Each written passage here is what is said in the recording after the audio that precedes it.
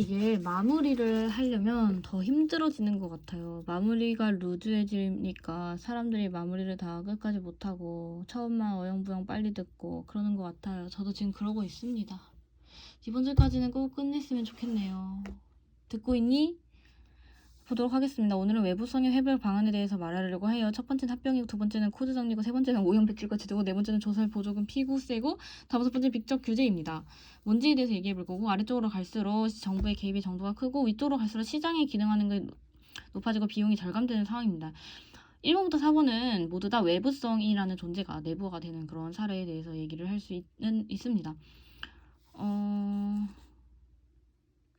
이게 피구스에 대해서 제가 좀 뭘 더 설명해 놨는데, 잘 활용한 외부성을 해결할 수 있다라고 되어 있네요. 과소 생산되는 경우에는 보조금을 통해서 거래량을 늘리고, 과대 생산되는 경우에는 조세를 통해서 거래량을 감소시켜서 외부성을 줄일 수도 있다고 하네요. 자, 일단 코드 정리에 대해서 얘기를 해볼게요. 코드라는 사람은 법학자였습니다. 그래서 이걸 뭐라고 생각해요? 외부성의 원인이 무엇이냐라고 하면 소유권이나 재산권이 확립되지 않았기 때문이다 라고 얘기를 했어요. 그래서 소유권을 확립을 해준다면 당사자 간의 자발적인 협상을 통해서 외부성의 내부가 가능하다고 얘기했습니다. 예를 들어서 기숙사에 담배를 피고 있는 사람이랑 피지 않는 사람이 있다고 생각해 봅시다. 하지만 이때 당시에 소유권을 확립을 해줍니다. 어떻게 하냐면은 담배를 필 수 있는 권리를 휘변하지 않는 B에게 주는 겁니다. 그럼 A와 B가 협상을 해가지고 A가 필 때마다 150원씩 주기로 한다면 소비가 줄어서 결국에는 최적점을 달성할 수 있다라는 그런 관점이라고 생각해 주시면 됩니다. 소유권을 상립을 할 때는 누구에게 소유권을 부여하든 경제적 효율은 동일하다라고 되어 있습니다. 하지만 소득 분배 측면에서는 차이가 발생하겠죠. 성립 조건은 당사자 수가 적어야 되고 협상 기간이 짧아야 되고 협상 비용이 과다해서는 안 된다고 합니다. 그다음에 당사자 범위라던가 피해 정도가 정확하게 측정되어야 합니다. 예를 들어서 이거 지금 기숙사 2인 1실인데 옆에 있는 실까지 뭐 피해 범위를 확정한다라고 하면 옆에 있는 사람까지 돈을 줘야 될 거 아니에요. 그렇죠? 그다음에 비대칭 정보가 없어야 됩니다. 예를 들면은 흡연자인데 자기가 비흡연자인 척을 한 다음에 뒤에서는 흡연을 하고 앞에서는 돈을 받아간다면 안 되겠죠. 자, 그다음에는 당사자 간의 협상력 차이가 지나치게 크면 안 됩니다. 그래서 이렇게 소유의 권리를 주었는데 한 사람이 너무 힘이 세가지고 한 사람을 힘으로 제압해 버린다면은 그거는 안 되겠죠. 자, 그다음에 오염 배출권 제도에 대해서 얘기를 해보도록 하겠습니다. 오염 배출권 제도라는 거는 그냥 말 그대로 예를 들어서 우리나라 전체에서 1년에 100톤 정도의 오염 물질을 배출하기로 했을 때 오염 배출권을 1톤에 한 장당 1톤을 배출할 수 있는 권리를 해가지고 100장을 발행했다고 생각을 했을 때 기업이 10개 할 때 무료 배포를 하든 판매를 하든 해가지고 이제 하는 것을 오염 배출권 제도라고 합니다. 이거는 바로 총량 규제 방식이라고 할 수 있습니다. 우리나라 전체의 100톤만큼 총량을 규제하는 것이죠. 그래서 이러한 경우에는 정부 개입과 시장 기능을 활용하는 비용 절감 효과가 있는데요. 왜 시장 기능을 활용하게 되는지에 대해서 살펴보도록 하겠습니다. 예를 들어서 기업이 10개가 있습니다. 그 중에서 P라는 배출권, 그러니까 배출권이 한 1톤당 20만 원이에요. 근데 1기업은 15톤만큼의 그런 오염 물질을 생산하고 있고 그런 어떤 기업은 25톤만큼의 오염을 배출하고 있다라고 생각을 해봅시다. 그러면 이 둘의 경우에는 상대적으로 어때요? 아니, 어떻지 않니? 잠깐만. 잠시만요. 예를 들어서 생각을 해봅시다. 그러니까 기업마다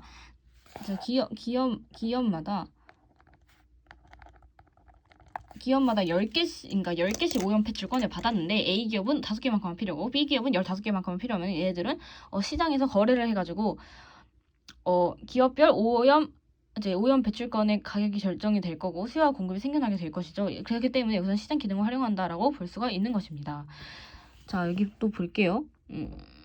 여기서 오염 정화 기준 비용이라는 것도 봐야 되는데요. 예를 들어서 여기 써 있는 거는 첫 번째 기업이 오염 정화 비용 1톤을 정하는데 5만큼 든다는 겁니다. 그래서 이런 오염 정화 비용과 오염 배출권 가격에서 20만 원이더 이거에 따라서 수요와 공급이 생기는데요. 그 모습을 한번 살펴보도록 하겠습니다.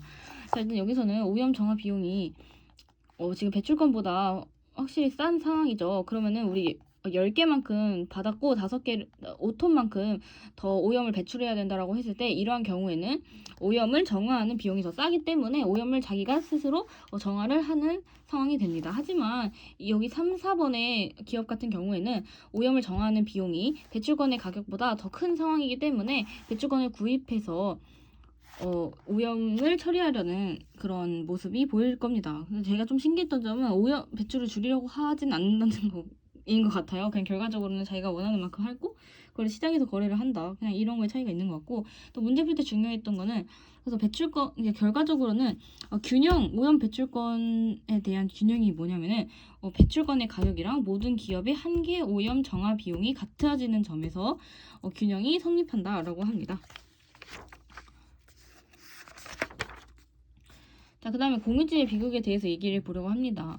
공유지의 비극 말고 먼저 사용재와 그 다음에 공공재에 대해서 얘기를 해보도록 하겠습니다. 사용재는 우리 지금까지 배웠던 겁니다. 사용재의 특징이라는 거는 제재성과 경합성입니다. 배제성은 돈이 있어야 된다는 거고, 경합성은 남들보다 먼저 소비를 해야 한다는 것입니다. 효율적인 자연 배분을 돕기 위해서 파레토 최적의 점을 찾아야 된다는 점이 있고, 여기 보면 A라는 소비자와 B라는 소비자, 그 다음에 시장 전체에 수요와 공급 곡선이 있습니다. A라는 소비자가 이렇게 수요 곡선을 가지고 있고 B라는 소비자가 이렇게 수요 곡선을 가지고 있다면 전체 시장의 수요는 얘네들이 더한 이러한 곡선을 띄고 있을 것입니다. 그리고 여기 보면은 그래서 여기 보면 사용자의 특징 첫 번째는 개별 수용 곡선의 수평의 합이 시장 수용 곡선이 된다는 것이고, 그 다음에 A가 원하는 수량, 균형의 수량이랑 B가 원하는 수량이랑 시장에서 원하는 수량은 A와 B를 더한 것과 같다. 이건 당연한 거죠. 그 다음에 가격은 어때요? 가격은 당연히 시장 가격에서 형성된 거 그대로 A와 B가 지금 하게 될 것이고요. 이게 완전 경쟁 시장을 아마 가정하는 걸 것 같아요. 그래서 이게 마지널 코스트가 됩니다. 그 다음에 당연히 수요를 했다는 거는 그만큼 또 효용이 발생했다는 것이기 때문에 마지널 효용이 또한 마지널 코스트, 마지널 효용이 이 시장 디맨드 곡선일 것이기 때문에 결국엔 이거 세 개들 다 같아지는 것 같아요. 그 다음에 이거는 소비의 파레토 최적 조건이라고 할 수 있겠죠. 그 다음에 공공재에 대해서 보도록 하겠습니다. 일단은 민간도 공공재를 만들 수 있습니다. 왜냐면은 공공재의 특징은 두 개를 만족하면 되기 때문입니다. 정부도 당연히 그러면 사용재를 만들 수 있겠죠. 그다음 비배제성과 비경합성이라는 특징을 가지고 있습니다. 비배제성은 돈을 안 내도 사용할 수 있다는 것이기 때문에 무임승차의 문제가 발생하고, 그렇게 되기 때문에 적정 수들보다 미달되는 과소생산의 문제가 발생합니다. 과소생산의 문제가 발생했기 때문에 당연히 시장 실패가 나타날 것이나 사회적 효용의 그 빨간색깔 세모가 생기겠죠. 그렇기 때문에 정부 개입이 필요할 것입니다. 보조금을 지급하거나 정부가 이 과소생산된 문제를 해결하기 위해서 직접 생산하는 그런 해결책을 찾을 수 있을 것이고, 그다음에 비경합성의 경우에는 무제한이라는 거겠죠? 그렇게 되면 공동 소비를 하게 되고 추가 소비에 따라 한계 비용이 0이 될 것입니다. 그래서 한계 비용이 마지널 베네핏을 합친 것과 같아지는 그런 상황이 온다고 하는데, 한계 비용이라는 게 0이 된다는 건데 이것도 그 0인가? 이거는 솔직히 저도 잘 이해가 안 되네요. 어쨌든 보도록 할게요. 자, 그래서 비경합성이라는 것은 결과적으로, 그러니까 이게 지금 라인을 구분해야 돼요. 지금 비배제성 때문에 이러한 문제들이 일어나는 거고, 지금 비경합성 때문에 이러한 문제들이 일어나고 있는 것이기 때문에 그를 완전히 라인을 구분해 주셔야 합니다. 그 다음에 여기서는 Z, 지금 공공재의 가격이 이렇게 정해져 있는 상황이에요. 그래서 A와 B와 그다음에 시장 전체가 있습니다. 이러한 상황에서 어떻게 되는지 볼게요. 첫 번째는 개별 수요 곡선의 수직의 합이 시장 곡선이 된대요. 자, 수직의 합이라는 게 지금 여기 결과적으로 가격이고, 가격은 그거를 얻었을 때 효용과 일치하는 것이라고 볼 수가 있겠죠. 그렇게 된다고 한다면은 그 모든 그 사회에서 개인들이 지불할 용의가 있는 가격들을 모두 합친 값이 결과적으로는 이 공공재의 실질적인 그 시장 가치라고 볼 수가 있는 것 같습니다. 그런 의미를 쓰고 있는 것 같고, 그래서 결과적으로는 지금 시장에서 공급되는 양과 지금 이게 비경합성이기 때문에 이 사람들에게 공급되는 양이 모두 같아요. 예를 들어서 등대 같은 경우에도 사람들한테 공급되는 양이 다 같겠죠. 자, 그 다음에 그런데 가격, 즉 가치는 어때요? 그 사람들이 사용하는 그 모든 가치를 더하는 것이겠죠. 하지만 그 사람들에 따라서 등대가 진짜 유용한 사람이 있고 또 덜 유용한 사람이 있으니까 그 시장 구성원들이 느끼는 가치, P의 가격은 다를 수 있지만 전체적으로 이 공공재의 가격은 얘네들을 다 합친 것과 같다라고 볼 수가 있겠네요. 자, 그 다음에 이건 린달 조건이고 이거는 사무엘슨 조건인데, 사무엘슨 조건은 지금 공공재의 파레토 최적 조건이라고 볼 수 있는데요. 이거는 지금 얘네들을 더한 값이라고 볼 수가 있고, 얘네들은 마찬가지로 지금 3번이랑 4번이 지금 연결되어 있는 상황이다라고 생각을 해주시면 좋을 것 같습니다. 자, 그 다음에 무임승차자 문제를 게임 이론으로 설명한 경우가 있었는데요. 그 다음에 무임승차자 문제에서 여기 보시면은 무임승차할 때는 800만큼의 둘 다 이익을 가질 수 있지만 결과적으로는 둘 다 무임승차를 하지 않는 것이 둘에게 최적의 상황이라고 볼 수 있죠. 하지만 여기서 우월 전략과 내시 전략은 여기 0,0이라고 볼 수가 있어요. 따라서 용의자의 딜레마가 적용되는 그러한 부분이 보인다고 볼 수가 있습니다. 자, 그 외에 가치제는 가치제와 비가치제에 대해서 얘기해 보도록 하겠습니다. 가치제는 일정 수준까지는 소비하는 것이 좋지만 가소 생산하는 것을 말합니다. 어렵죠. 그 보면은 사회가 중요하다고 생각하는 것을 의미해요. 예를 들어서 초등교육을 의미한다든지 안전벨트를 한다는 거지. 예를 들어서 안전벨트의 경우에는 개인이 느꼈을 때는 불편하다고 생각을 할 거예요. 하지만 사회 전체적으로 봤을 때는 이것이 꼭 소비되는 것이 좋겠죠. 그렇지만 실질적으로 사람들이 별로 안 한다라고 생각해 주면 되고, 비가치제라는 것은 사회적으로 가치가 없는 것을 의미하니까 담배, 마약이나 술 이런 것을 의미한다고 합니다. 자, 여기까지 하면 이제 마지막 챕터인 정보 경제학 부분인데요. 정보 경제학에서는 제일 중요하게 다루는 것이 바로 비대칭 정보에 대한 얘기입니다. 정보 경제학은 크게 여기 비대칭 정보에서 가장 핵심을 두고 본다고 했는데요. 얘네들은 감춰진 특성, 감춰진 행동 이렇게 두 가지로 나눌 수가 있어요. 역선택과 도덕적 해이에 대해서 배웁니다. 역선택이라는 것은 계약을 하기 이전의 선택의 문제이고요. 도덕적 해이는 계약 이후 행동의 문제를 의미합니다. 둘 다 시장 실패를 의미한다고 볼 수 있습니다. 먼저 역선택에 대해서 얘기를 해보도록 하겠습니다. 역선택은 정보가 적어서 안 좋은 걸 상대적으로 선택하게 되는 것을 의미합니다. 예를 들어서 보험회사의 경우에는 가입자에게 이제 가입할 때 돈을 내게 하겠죠. 평균 보험료를 예를 들어서 내라고 한다고 생각을 해보면은 사고 가능성이 높은 사람들은 가입을 하려고 할 거고 사고 가능성이 낮은 사람들은 보험료가 비싸다고 생각을 할 것입니다. 그러면 따라서 보험회사에 가입하는 거는 실질적으로는 어때요? 사고 가능성이 높은 가입자가 되어 버리므로 이런 것은 역선택의 이야기라고 할 수 있고, 같은 맥락으로 중고차 시장의 경우에도 평균 가격으로 판매하려는 구매자 입장에서 판매자는 좋은 제품을 팔려고 하기보다는 안 좋은 제품을 팔려고 하겠죠. 따라서 계약 이전에 역선택의 문장이 상황에 직면을 하게 됩니다. 또한 고용시장에서도 마찬가지로 기업이 평균 연봉을 주려고 근로자를 계약하려고 할 때 높은 수준의 근로를 제공할 수 있는 근로자는 이때 빠져나가고 낮은 수준의 근로를 제공할 수 있는 근로자만 남아서 채용되기 때문에 이건 역선택의 문제가 발생한다고 볼 수가 있고요. 금융시장에도 마찬가지로 금융시장에서도 대출을 해주려고 하는데 이자율을 보고 선택을 했다가 결과적으로는 계속 가장 부도의 확률이 높은 기업에게 대출을 해주는 그런 결과가 나타났다는 게 바로 역선택의 상황입니다. 자, 그렇다면은 도덕적 해이는 무엇일까요? 계약이 체결하고 난 이후를 생각하는 것이 좋습니다. 계약 이후를 생각을 해보시면은 예를 들어서 사고 가능성이 낮은 사람이 보험회사에 가입했다고 생각을 해봅시다. 하지만 가입한 뒤에는 사고 발생 도덕적으로 해이해져서 사고 발생 가능을 높이는 그런 행동을 반복한다고 했을 때 이런 것이 도덕적 해이가 되고요. 마찬가지로 고용시장에서도 입사 후에 나태해진다던가 금융시장에서도 원래는 이 기업이 위험하지 않은 사업에 투자를 할 것이라고 생각해서 돈을 빌려줬는데 결과적으로는 위험 사업을 도전한다든지 이러한 식으로 하는 것이 바로 도덕적 해이입니다. 자, 그다음에 주식회사 그리고 또 비슷한 문제 중에 하나가 이제 주식회사를 주인이 있고 그 주인이 그 전문 경영인을 쓴다고 가정을 했을 때 처음에 임명을 할 때에는 누구나 다 잘할 것이라고 얘기를 하겠지만 결과적으로는 임명되고 나서는 여러 가지 이제 부정부패를 저지르는 등 그런 문제가 발생했다면 이런 것도 도덕적 해이라고 볼 수 있고, 또 국가와 정치인 간의 문제에 있어서도 처음에 투표에서 뽑아줄 때는 잘할 것 같아서 뽑았지만 결과적으로는 도덕적 해이를 발생시킬 수 있음을 얘기할 수 있습니다. 자, 그래서 역선택의 해결 방안과 도덕적 해이의 해결 방안에 대해서 얘기를 해보려고 하는데요. 역선택의 해결 방안은 일단 선별이 있습니다. 선별은 정보가 없는 쪽에서 자기 선택 장치를 마련하는 것인데요. 기억이 안 나서 한번 살펴보도록 하겠습니다.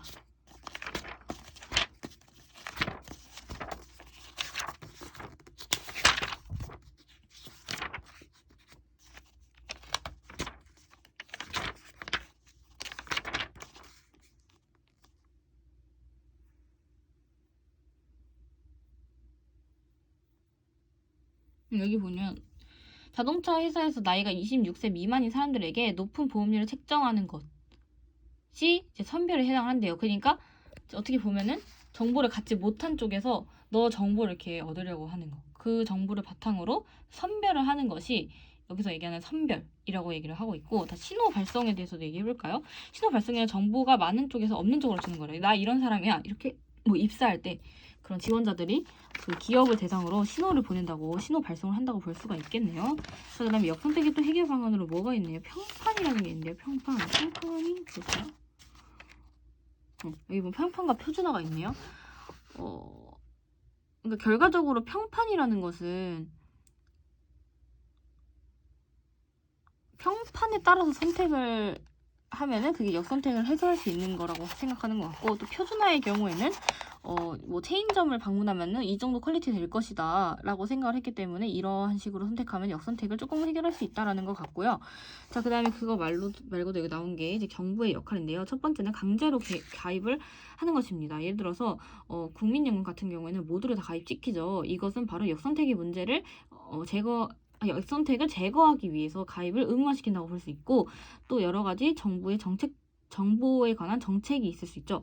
뭐 이런 것들은 꼭 공개를 해줘야 된다라던가, 그러한 것도 역선택을 감소시키려는 그러한 정부의 직접 규제 중에 하나라고 볼 수가 있겠습니다. 그 다음에 효율성 임금은 거시경제에서 얘기한다고 했고, 그 다음에 신용할당 같은 경우에는 은행이 실시하는 것이라고 하는데, 이게 바로 이자율보다는 그 자금을 줬을 때 신용도가 높은 기업에게 먼저 이제 돈을 빌려주는 그런 거를 신용할당이라고 하는 것 같습니다. 자, 그 다음에 도덕적 해이를 해결할 수 있는 방안으로는 부분보험, 공동보험, 공개제도가 있다고 했고, 감시를 하거나 규제를 하거나 통제를 하는 그런 것들 뭐 여러 가지 있는 것 같은데 기억이 안 나네요. 일단 그러고요.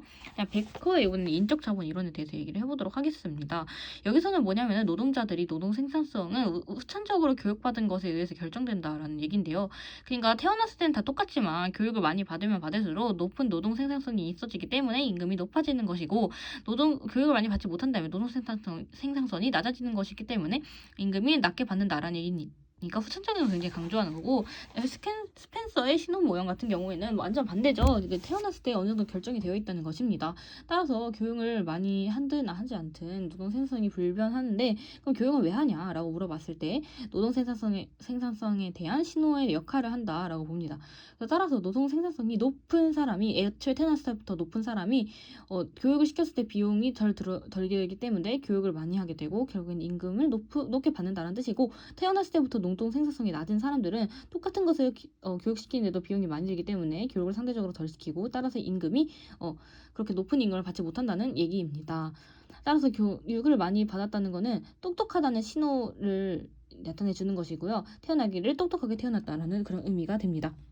자, 그래서 스펜서의 신호 모형에 의하면은 분리균형과 통합균형 이렇게 두 가지가 있는데요. 예를 들어서 서로 다른 패턴의 노동자들이 서로 다른 수준의 교육을 받음으로써 서로 다른 수준의 임금을 받으면서 회사를 잘 다니고 있다라고 한다면 분리균형이라고 볼 수 있고요. 통합교육이 같은 경우에는 교육에 따라 임금이 다르지 않으면은 교육을 안 받은 거고, 교육에 따라 임금이 다르면은 둘 다 교육을 받을 것이라고 생각하는 것이 바로 통합균형입니다.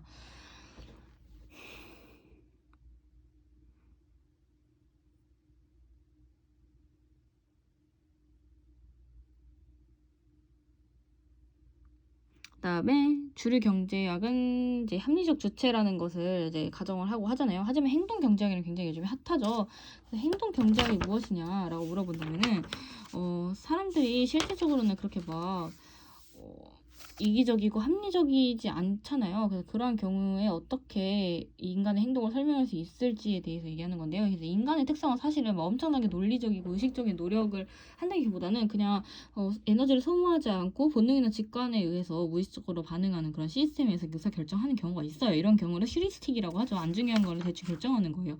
그래서 여러 가지 이제 이론들이 여기 있는데요. 일단 전망 이론이 있는데요. 전망 이론은 중거점 이중선이라는 게 있어요. 이게 바로 형제가 기준이라는 의미입니다. 현재의 상태에서 좋아지면 좋은 거고, 현재 상태에서 안 좋아지면 안 좋아지는 거다. 그다음에 민감도 체감성이라고 해서 손실이나 이익이 처음에 발생했을 때는 민감도가 굉장히 크지만, 하지만 계속 손실이 나거나 계속 이익이 나면은 그거에 대한 반응이 점점 낮아진다라는 의미를 가지고 있고요. 다음 손실 회피 경향이라고 해서 이거는 그래프로 한 개 설명해 드릴 수 있을 것 같은데, 손실 회피 경향 때문에 이 손실의 그래프가 이 이득의 그래프보다 더 폭이 여기가 더 넓은 그런 상황을 보실 수 있겠습니다.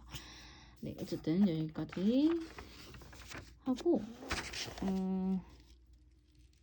그 다음에 또 설명했던 것 중에 기억나는 게, 여기 보면은 일상에서 관찰되는 다양한 편향입니다. 바로 부존효과라는 건데요. 부존효과라는 것은 동일한 물건이라도 하더라도 가까이 있을 때 더 높은 가치를 부여하는 걸 말기합니다. 예를 들어서 한 학생이 대학교에서 실험을 했는데요. 바로 5달러짜리 머그컵을 공짜로 사람들에게 나눠준 다음에 설문조사를 했습니다. 머그컵을 가지고 있는 사람들은 7달러를 받아야 된다고 생각했지만 머그컵을 갖지 못한 학생들은 3.5달러를 지불할 용의가 있다라고 했습니다. 그러니까 한 사람은 비싸게 팔고 싶어하고 산 사람은 싸게 살고 싶어한다는 그런 의미를 얘기하겠죠.